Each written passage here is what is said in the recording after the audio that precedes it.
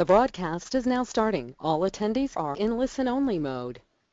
Hello, welcome to the February edition of Third Tuesday Conversations. I'm Danica Olson, and if you're joining us for this first time, we're excited to have you here. We have with us today, our guest is Janelle Rosick Hooper, and she is the Program Director for Ministry with Children at as a deployed staff of the ELCA National Office. So welcome, Janelle. Thank you. Thanks for having me. Yeah. If you haven't been here before, just wanted to make sure that you know that you can join our conversation a little bit later, but you can submit your questions and comments in the box at the right at any time during the conversation, and Janelle and I will jump to them later. We'd also love if you would join us in live tweeting using the hashtag 3TC, not the exclamation point, just hashtag 3TC. So before we talk about children's ministry, Janelle, would you tell us a little bit about these adorable faces that we're seeing in front of us, and maybe just a little bit about your background and whatever else you want to share? Sure. Well, howdy, everyone. It's great to be with you all. As you can see, this is a Christmas picture, and I'm wearing sleeveless dress and sandals because I am deployed staff serving the church-wide offices in Houston, Texas. So I get to live here with my family. That's my husband, Brad. He's an elementary school teacher, and my 6-year-old daughter, Sophia, and my 4-year-old son, Soren. And so we've lived in Chicago in the past, but I've been a parish pastor for the past 12 years and have moved around. So now we're down here in the South and have had the wonderful opportunity in the past year, it'll be 1 year this February, where I had the opportunity to take this role to move beyond just my local parish, but to help all 10,000 congregations of the ELCA serving ministry with children. So I enjoy that.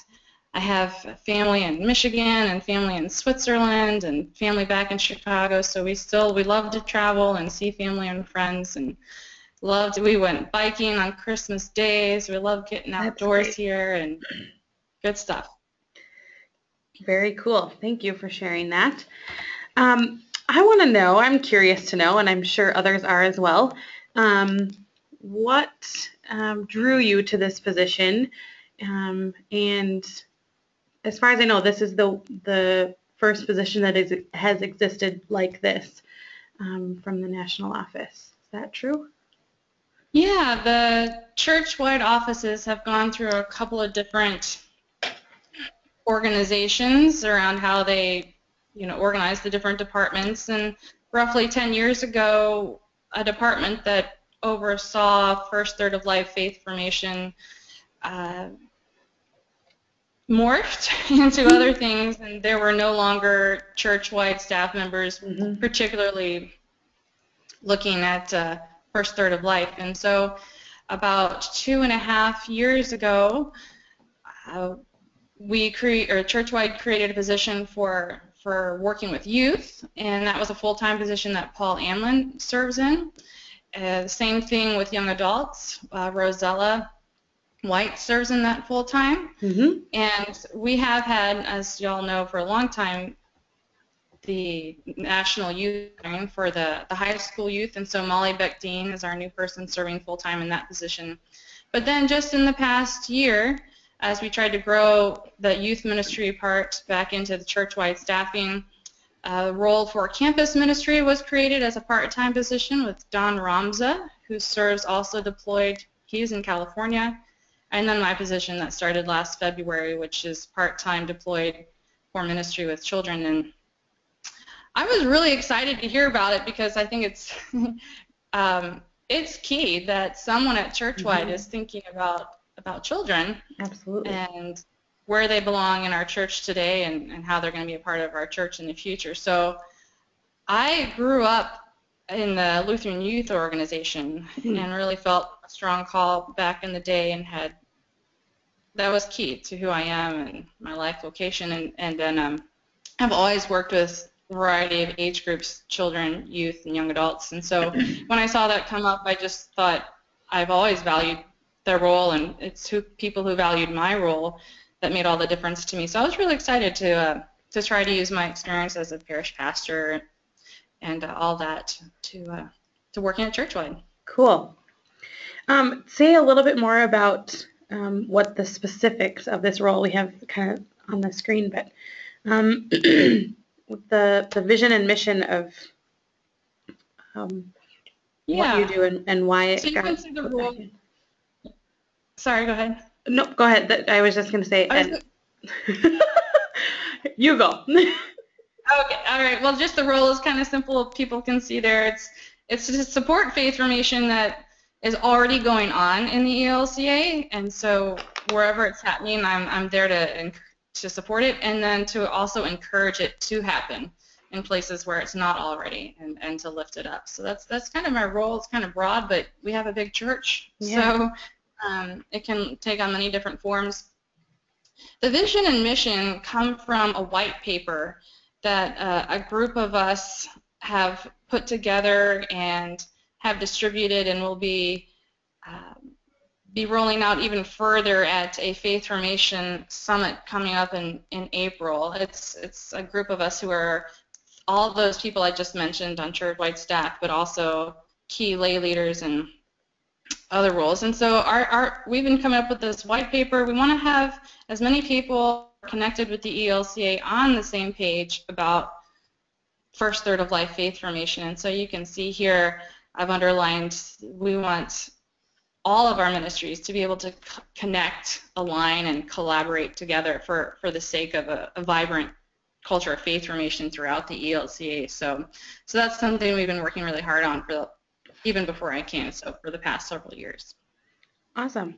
Maybe you can tell us just a little bit more about like how those three things sort of break down. What sort of initiatives and things are you working on together? Yeah, I mean, so y'all probably have in your various settings known what it's like for people on your staff to be on the same page or not on the same page, or if your Sunday school curriculum matches with what the adults are doing or not, or with the theme and worship or not, and how it can be to communicate across that. And so if you take the ELCA and we think about church-wide staff, 10,000 congregations, and then we think about all these kind of para groups like Vibrant Faith Ministries or Augsburg Fortress and all the different resources we're trying to provide for everyone. But when we say faith formation, what do we mean? And how much of it is a priority for our church? And so we're trying to do a better job of communicating across all those networks and trying to see as much as possible if we can be on the same page and resource each other.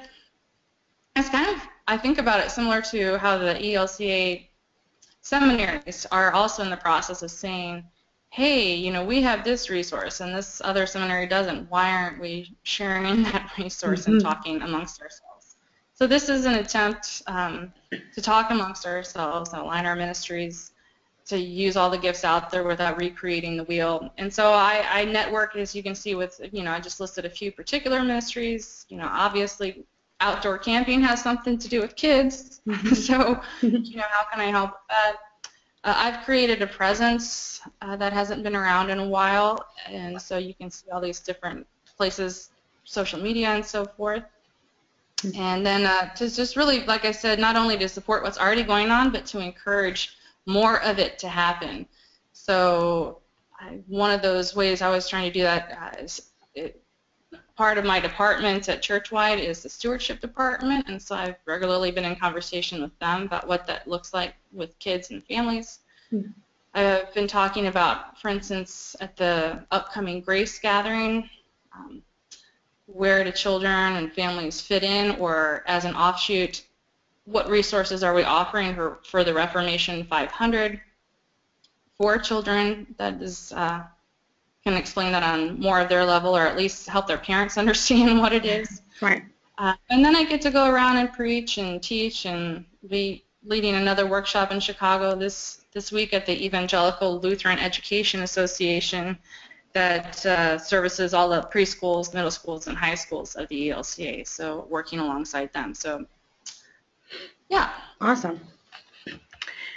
You have some pictures here, and I know that they have some stories to go with, so maybe if you could just walk us through what these are and how we might learn from them.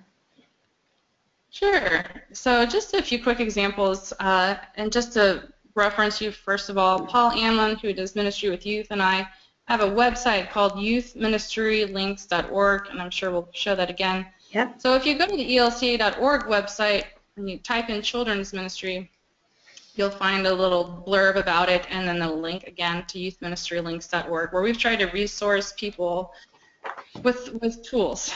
So here are a few of those tools here. On that website, I talk more in depth about what you'll see on the left-hand side is that's my daughter singing during worship, and so on the website we talk about what are children's worship needs.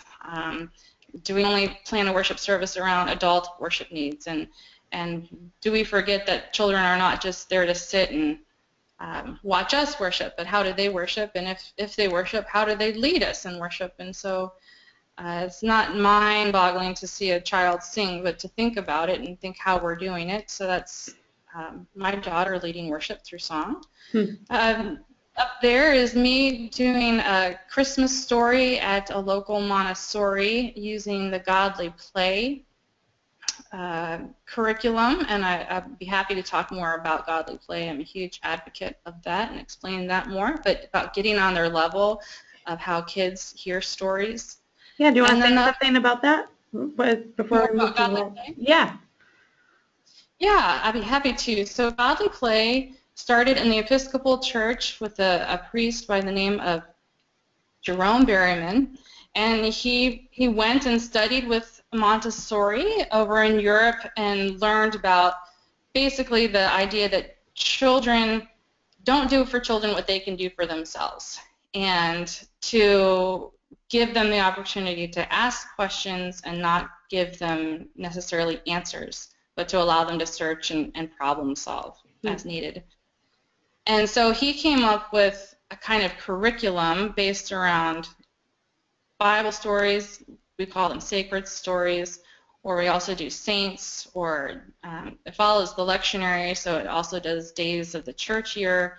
And it has this set way of kind of telling those stories at a level and in a way, a very, very simple way that engages the youth in the biblical story. They always end with wondering questions. So, I wonder where you see yourself in this story, that kind of question. And there's no judgment by the storyteller. Everything is, you let them have their own opinions without telling them what the story should be about or how they should interpret it.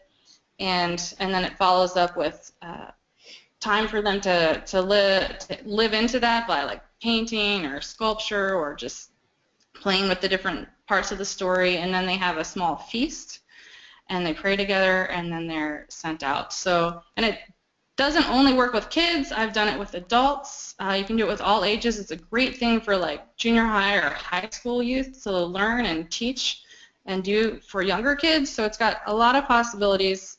My favorite part about it is that it teaches lifelong wondering in faith, rather than having people grow up and thinking faith is about absolutes and you have to have all the answers. To be able to create in a child the ability to wonder about God and that be an okay thing, I think it's one of the most important things about faith formation.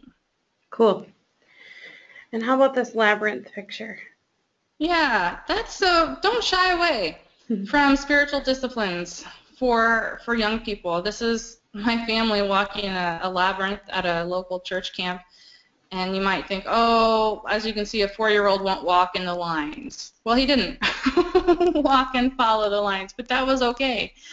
You can see my 6-year-old is walking in step with my husband, and she followed him around, and just giving them the language of faith formation, and that prayer doesn't always have to be sitting with your eyes folded. Prayer can be walking, and if you don't walk in the lines, that's okay too, but here a variety of spiritual disciplines, and so try to open yourself up to saying yes and trying different spiritual disciplines with kids instead of thinking something has to be dumbed down, or if they don't do it and stop in the middle and meditate for a half hour, it's not a good enough labyrinth walk, and just try to be open to what the Spirit could do for them in that moment, in that time.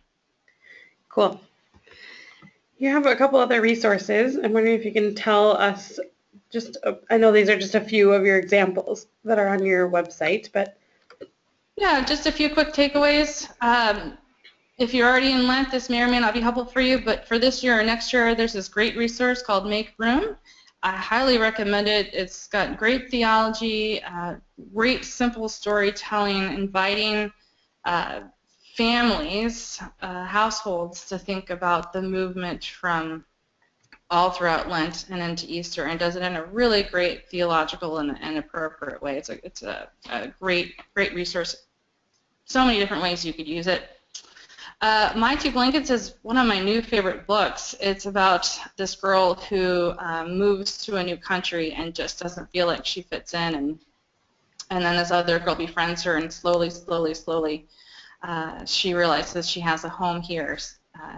Basically, home, two blankets, two homes where she can fit in.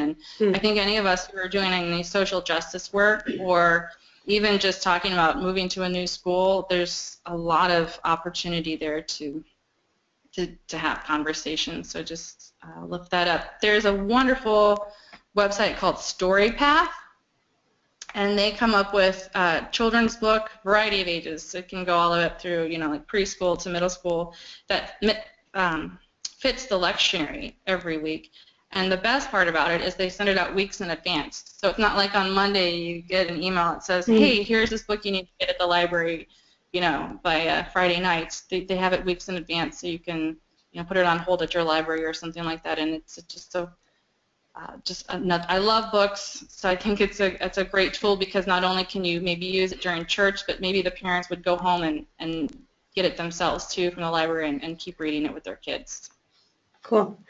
You said that the name of that website is StoryPath? StoryPath. Mm-hmm. Great. And then you've got this other cool little story piece. Right. So on the youthministrylinks.org, we're trying to put more and more resources, tangible resources to help. This is an example of Flat Jesus and Mary Magdalene that I used last year for Lent, and they traveled around the sanctuary with me, and it's an example of you don't always have to have an object lesson per se, but just having a visual can be very helpful for kids. And so for instance, when I started it on Transfiguration Sunday, I put some shiny material behind Jesus, and he was taped up to the organ real high, the pipe organ.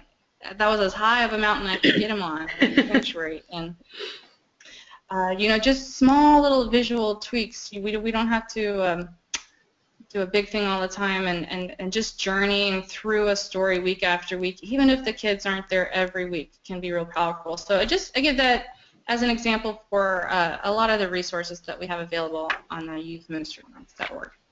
Cool. I'm wondering, before we move on to questions, and I just want to remind people to join in the conversation. It's not too late. I wonder if you can say more about children's role in worship. Where have you seen that to work well, and maybe some examples of that? Right. So I like to think about worship because it's both a noun and a verb. And so when we talk about what does our worship service look like? That's a noun. And then when we say, what are our children's, worshiping needs? That's a verb. And we always need to be going back and forth between the two. And if we're only asking, what does this segment of the congregation need or want in worship, to the exclusion of what are the people who are not here yet need, or what does what does our local community have that they might need that is unique, or if we're not even asking about the kids, then we're definitely missing the mark on our worship experience. And so I've got some tools, and I've got a workshop that I teach, and I love to preach about it too. Some tips on how to engage in that, and it's not a one thing for all congregations, because congregations have, high church or a variety of different ways of doing it. And so a children's chapel where they lead worship may or may not be right for you. Having a children's sermon may or may not be right for you. Having a bag for kids to play with during the service, or even a table to sit in, or rocking chairs for parents to sit in. It doesn't have to be one of those things. It could be any or all or a few of those, but there are definitely options to consider, and I think beginning to ask that question is important, and then to fit it to your context. Cool. I'm going to do something we haven't done before on 3TC, and I'm going to pose a question to the listening audience, because this is sort of a unique forum in which people can, ask and hear directly from you about particular things. So I'm wondering, to the listening audience, what things are you wrestling with in the way of children's ministry, let's say, particularly, and what would be helpful for you to hear from Janelle, or from this network of collaboration and networking connection? What sort of things do you hope to see? So we'll give that a minute to percolate, but throw those things in there and I can pass them along as a part of the dialogue. Janelle, what are you hearing or seeing as the biggest wonderings or roadblocks, or however you want to jump in on this, in children's ministry in the ELCA? Certainly attendance. Yeah. I keep hearing that over and over again. What kind of curriculum works if youth aren't attending all the time, how to revitalize the household as a center for faith formation if parents didn't grow up that way either, perhaps, and may not have the tools to talk about faith at home either, and yet we're kind of, sometimes the church is pushing it back on parents too, and trying to say, hey, you're the main part in this, and parents are like, whoa, but I wasn't ever taught that either. So, with the change in attendance and wanting to have more done at home, how are we resourcing families to do differently? Time constraints are always there, budget constraints, the busyness of families. And so how do we use social media differently to engage in families if they're not there 4 Sundays out of the year like perhaps they were in the past? And how do we reimagine that? And it's got everyone, scratching their heads and putting their best minds to it. So there's good ideas out there. Cool. You have mentioned a few things about social media. So I want to, and you've talked a little bit about the youthministrylinks.org. So I want to just make sure people know your Twitter handle, those websites, and how else they can get a hold of you. And along the lines of the Facebook page, Anastasia is wondering, is there a children's ministry specific Facebook page for the ELCA? No, we do joints with Paul Amlin and youth ministry because it's kind of unique with children's ministry because they are children, and so a lot of ministry is with parents and so forth. So we didn't figure having a particularly separate one. There's enough overlap with youth and children, so we just use the joint youth one. Great. Julie is wondering, or it's a statement and a question, so I'll just read it as she's written. I struggle with my discipleship hour / Sunday school teachers wanting and needing to get through each page of a curriculum. In our equipping events, I share with them the goal is not getting through every page on Sunday mornings. I encourage engaging the kids and allowing them to wonder and ask the questions, and allowing the spirit to be alive. Do you have any other ideas to help adults not be so tied down to curriculum? Great question. That's a great question. I love it. Perhaps some of it is based on the kind of curriculum that's being offered. I've helped teach all different kinds, so I know that some can, if you're doing one that does have a lot of paperwork behind it, they might just be stuck to doing that, or you might be doing a rotation basis that perhaps may not have as much, and so it does just allow itself to have more freedom where people don't have to kind of push through it. When there are things, for instance, like godly play, the whole essence of it is asking those wondering questions, and what I love about it too is you don't have to be an expert in anything. You just need to be able to be an engaged storyteller who takes the time to practice your story. And so I guess it's kind of maybe look at the curriculum that you're using. Perhaps there's another curriculum out there. It sounds great that you're doing a training night.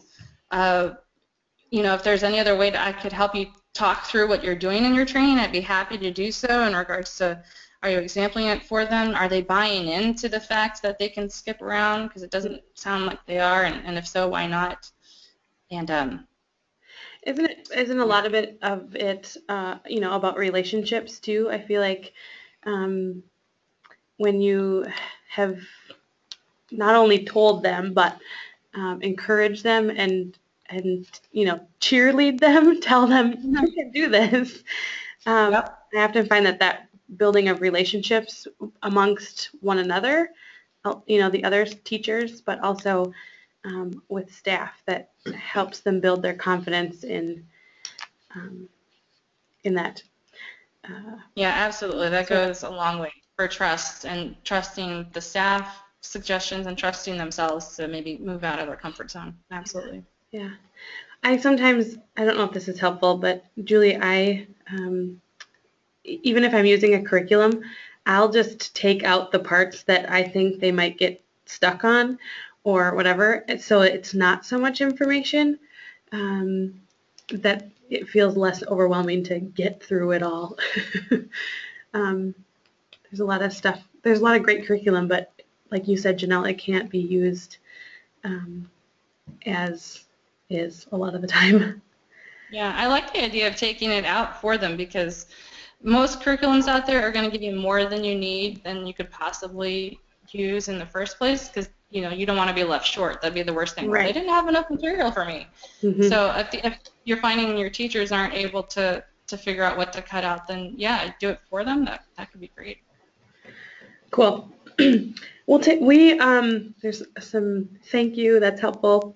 We have a couple more questions to get to, and then unfortunately our time is up already. This is always so short.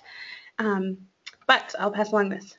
Teresa is saying we're looking at faith formation and figuring out what form to follow that allows parents to be involved with the church and allows them to mold it so it works with their family's needs. I hear of churches using Faith 5 and sending handouts home. I like pieces of that, but want to do research and find what is best with our congregational needs. My Christian education community will be helping me to create the best product. Teresa, are you looking for suggestions from? I assume that's what she's wondering about. Is there anything in addition to Faith 5 that's, thank you, suggestions on where to research? She's wondering where can she find some more resources and other things out there that are working well for people. Yeah, there's a great breakdown chart looking at different resources that comes out of the Episcopal Church, and it's on our website under teaching curriculum, I believe, and so I think you can also find it perhaps at roseofsharon.com or .org, but it's on our website, and I could direct you to that if you or email you or something more directly, if that'd be helpful. But they look at a variety of curriculums side by side, and so that you don't have to buy them all and look at them if looking at a short version is helpful for you. And but yes, there are other things. Faith 5 is definitely a good one. That's definitely good. There are a few other, and I would just lift up the teaching curriculum page of youth ministry links. Could help you find those. Cool. Would it be okay if Teresa emailed you a specific question? Maybe you could point her Please. There. Okay, perfect. Please. Teresa, there's Janelle's email address. You can connect. Hey, this has been a great conversation. We're so glad to meet you, and we're so grateful that our church is finally resourcing us or giving us a person that will help us resource, connect, and collaborate in all life stages. So thank you for your ministry and for your work with the ELCA. We hope that we'll be able to continue to collaborate and connect over the years and as our kids transition from one life stage to another. So thanks for your ministry, Janelle. Thank you. I appreciate it, and I am here to serve you, so please don't hesitate to contact me, and thank you again, like Danica said, for all that y'all do, too. Perfect. Thanks. Just a couple of housekeeping things. If you attended this year's extravaganza, Wonder, we want to be sure that you fill out an evaluation. We want to hear from you what your experience was like so that we can continue to have events that meet your needs and your hopes and dreams for our time together. So fill that out. If you're a first-time listener and want to hear more or see what other things we've been chatting about on Third Tuesday, they're all archived, over 40 of them now, at elcaymnet.org/3TC archive. So you can use those. We would love it if you'd share them with your youth ministry teams or any of those kinds of things. And if you were at the extravaganza, you heard about the new rollout of Martin's List. Next month, March 15th, on 3TC, we're going to be hearing and seeing a bit more about the new and great things that that resource can be for us. So thanks again for being here and having a little bit of time in your day to chat with Janelle and I. We'll look forward to having you with us next month. Have a great day.